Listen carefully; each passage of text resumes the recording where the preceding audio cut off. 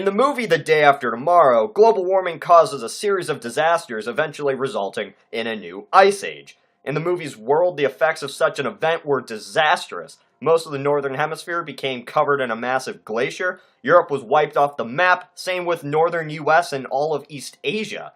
What was left of the US government fled to Mexico, along with a large chunk of the US population.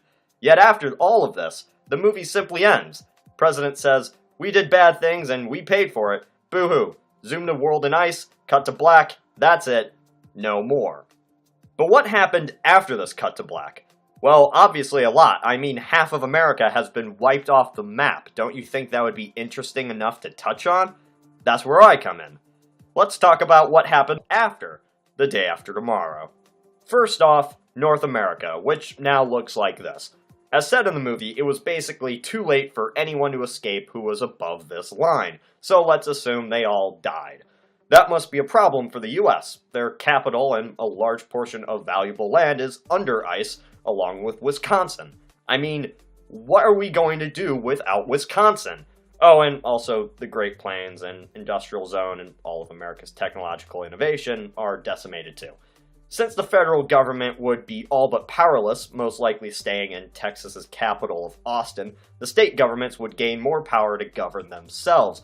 However, this would not solve the new massive problem for the US. Since the currency was not backed up, along with the world economy collapsing, the US economy would fall, money would be worthless, and for a little while, goods and food would be sold by trade, not money. Speaking of food, famine!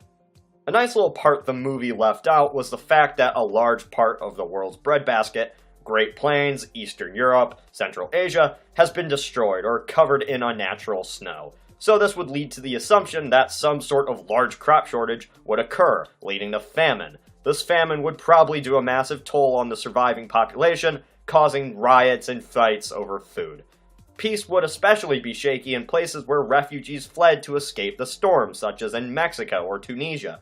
Odds are the local population would eventually clash with the new refugees, and ethnic tensions would sour in those regions. Along with famine, this would not lead to the most fun times. As for Europe, this would be the outcome. Everyone would be dead.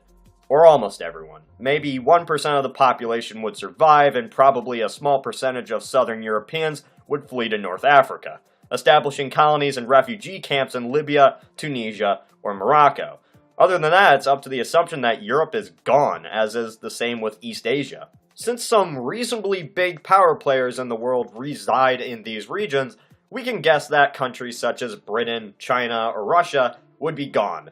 I mean, even Britain's royal family were killed. Yet, that's not the point.